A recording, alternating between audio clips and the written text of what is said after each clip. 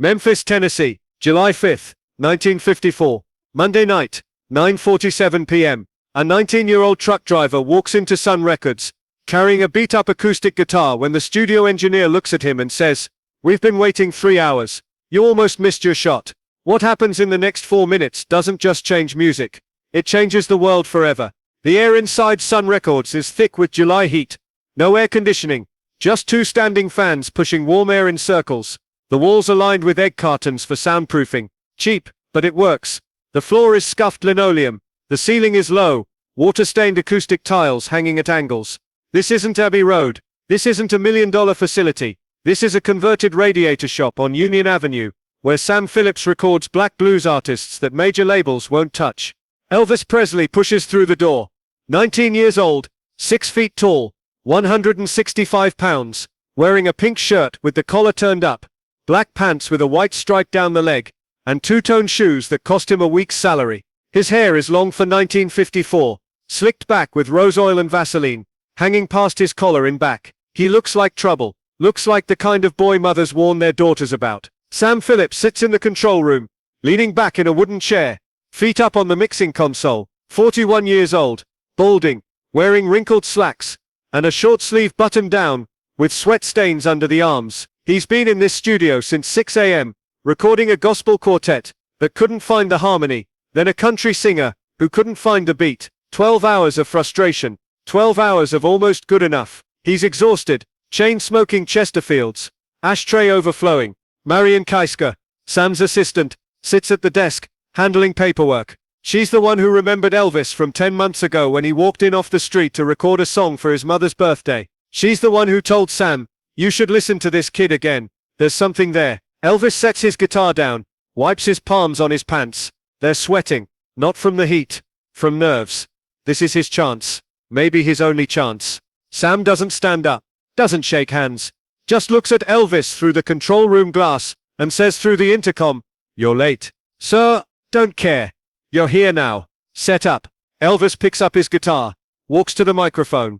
The mic is a RCA 44BX ribbon mic, the best piece of equipment in the building. Elvis has never seen anything like it, has never recorded in a real studio before. That birthday record for his mother was cut on a $2 acetate in this same room, but Sam wasn't here that day. This is different. This matters. Two other musicians are already here, waiting. Scotty Moore on electric guitar, 22 years old, thin as a rail, wearing clean denim, and a serious expression. He's been playing professionally for years, backing country acts around Memphis. He's skeptical. Another Sam Phillips audition, another kid who probably can't sing, probably can't keep time, probably can't do anything except dream. Bill Black, on upright bass, 28 years old, built like a bear, grinning like this is all a joke. He plays bass in Scotty's band, the Starlight Wranglers. They play country, western swing, Bob Wills stuff, safe music, predictable music, music that pays $20 a night if you're lucky. Sam's voice crackles through the intercom. "Elvis, sing something, let's hear what you got." Elvis adjusts the mic stand. Too high. He lowers it. His hands shake slightly. He takes a breath, starts singing "I Love You," because, a country ballad that's been recorded 100 times by 100 forgotten singers. His voice is good, clean, controlled. Exactly like every other country singer, in 1954. Exactly like what's already on the radio. Exactly like nothing special. Sam stops him after one verse. "That's fine. You know any up-tempo stuff?" Elvis tries Blue Moon of Kentucky. Bill Monroe's bluegrass standard. Sings it straight. Traditional. The way Bill Monroe recorded it. The way everyone expects it to sound. Sam stops him again. "Okay. What else?" They run through songs for 2 hours. Country songs, gospel songs, pop ballads. Elvis sings them all competently, professionally, boring. By midnight, Sam is ready to quit. This isn't working. The kid can sing, sure, but he sounds like everyone else. There's no edge, no hunger, no fire, just another good voice, in a world full of good voices. Sam leans into the intercom. "Take a break. 5 minutes." Elvis sets his guitar against the wall. Bill Black pulls out a cigarette. Scotty Moore loosens his guitar strap. The session feels dead. Everyone can feel it. The energy is gone. The possibility is fading. The chance is slipping away. But then something happens that nobody planned. Elvis picks up his guitar again during the break, starts fooling around. Not for the microphone, not for Sam, just for himself. He's playing That's Alright, an old blues song by Arthur Big Boy Crudup. But Elvis isn't playing it like Crudup. He's not playing it like blues. He's playing it faster, harder, with a rhythm that doesn't exist yet. His leg is shaking, his whole body moving, and he's grinning like he's at a party instead of a failed audition. Bill Black looks up from his cigarette, starts slapping his bass along with Elvis, playing it like rhythm guitar, hitting the strings hard, making it percussive. His face breaks into a real grin now, not the polite session grin, the real thing. Scotty Moore picks up his electric guitar, doesn't know what they're doing, but he knows it feels different. Starts playing fills between Elvis's rhythm, little runs that dance around the vocal melody. Elvis is singing now. Really singing, not the careful controlled voice from the session, but something wild and loose and completely free. His voice cracks on some notes, slides on others, adds hiccups and stutters that shouldn't work but somehow do. He's not singing like a country singer. He's not singing like a blues singer. He's singing like Elvis Presley. And Elvis Presley sounds like nothing anyone has ever heard before. In the control room, Sam Phillips' feet drop off the console. He sits up straight, stubs out his cigarette, leans forward. Marion stops her paperwork. They both stare through the glass. This is it. This is the sound Sam has been searching for. Sam hits the intercom. What are you doing? Elvis stops mid-verse. The music dies. He looks worried, like he did something wrong. Nothing, sir. Just messing around. Do that again, sir. That song. Whatever you were just playing. Do it again. Exactly like that. Elvis looks at Scotty and Bill. They shrug. Elvis counts it off. And they launch back into That's Alright. Sam hits record. The tape rolls. RCA mic captures every detail. Elvis's voice raw and urgent. Bill's bass slapping rhythm like a heartbeat. Scotty's guitar weaving electric fire between the vocals. It's messy. It's imperfect. Notes crack. Timing wavers. Energy spills everywhere. It's perfect. They run through it twice. 3 times. By the 4th take, they've got it locked. Not polished. Not refined. Just pure and real. And alive. Sam plays it back through the studio monitors. The 3 musicians stand in the live room, listening to themselves through the speakers. Elvis's eyes go wide. He's never heard his voice recorded like this. Never heard himself sound like this. Bill Black starts laughing. Not at it. With it. Because he knows. He absolutely knows this is different. Scotty Moore nods slowly, calculating. Already thinking about what this means. Where this could go. Sam sits in the control room, listening to the playback for the 3rd time. His hands are shaking. Not from nerves. From excitement. From recognition. This is what he's been waiting for. A white boy who sounds black, but not quite. Country but not quite. Something completely new that the world has never heard before. He leans into the intercom. Elvis. That's a hit. Elvis doesn't believe him. Really? That's a #1 record. You think people will like it? Sam looks at Marion. She's smiling. Actually smiling. And Marion never smiles during sessions. Sam turns back to the intercom. I don't think people will like it. I know radio won't play it at first. Country stations will say it's too black. Black stations will say it's too white. But I know this. Once people hear it, once this gets out there, music will never be the same. Elvis is quiet, trying to process this. Trying to understand that 4 minutes of fooling around during a break just changed his entire life. Sam continues. You just invented something, son. I don't know what to call it yet. It's not country. It's not blues. It's not pop. It's you. And that's enough. They record the B-side next. Blue Moon of Kentucky. But this time Elvis doesn't sing it traditional. He sings it the new way. The Elvis way. With that rhythm that comes from somewhere deep and urgent. Bill Monroe will hear it later and say, that boy ruined my song. But then he'll smile and add, in the best possible way. At 2:47 a.m., Sam Phillips cuts the master.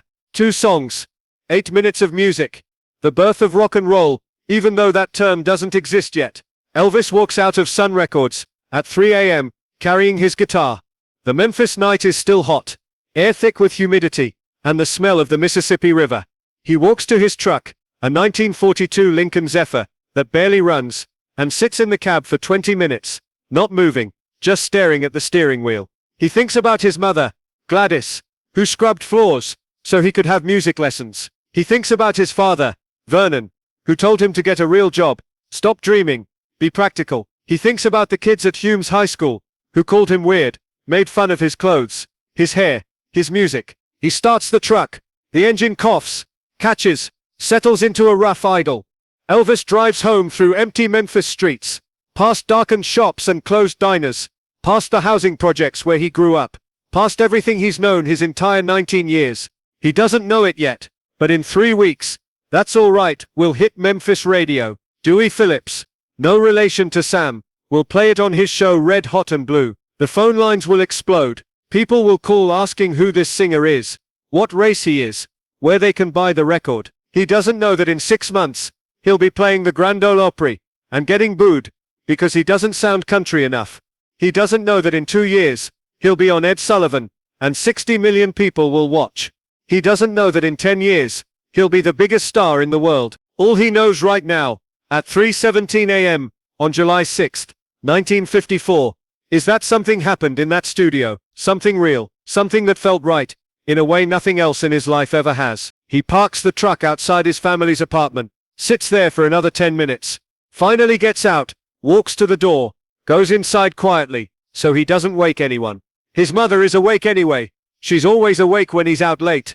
She sits at the kitchen table in her nightgown, hands folded, waiting. How'd it go, baby? Elvis sets his guitar down, looks at his mother, tries to find words for what happened, what changed, what he felt. Mama, I think we got something. She smiles. That smile that says she always knew, always believed, always saw what others missed. I know you did, baby. I always knew. 3 days later, Sam Phillips takes the acetate to Dewey Phillips at WHBQ. Dewey plays it once at 9:30 p.m. The switchboard lights up before the song finishes. He plays it again, more calls.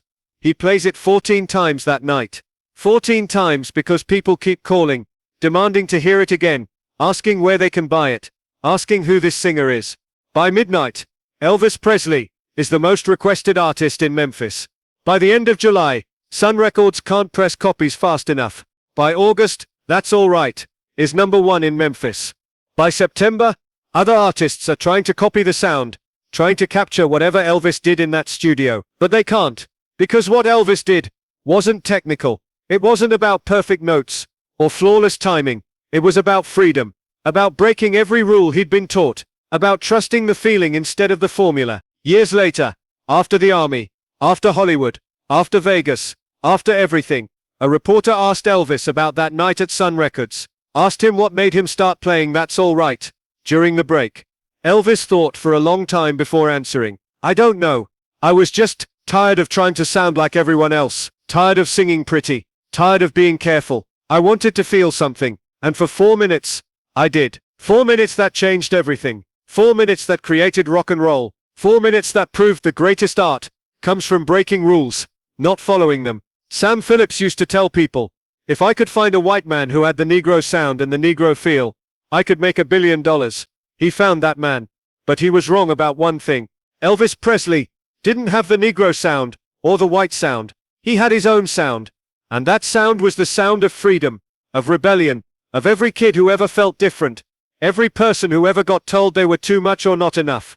That sound is still playing. 70 years later, that sound is still changing lives. Because on July 5, 1954, at 9:47 p.m., a 19-year-old truck driver walked into a converted radiator shop, carrying a beat-up guitar, and 4 minutes later, walked out carrying the future. Who told you to play it safe? Who said you had to sound like everyone else? What would happen if you stopped trying to be perfect and started trying to be real? Because 4 minutes is all it takes. 4 minutes of freedom, 4 minutes of truth, 4 minutes that changed the world. Elvis gave us those 4 minutes.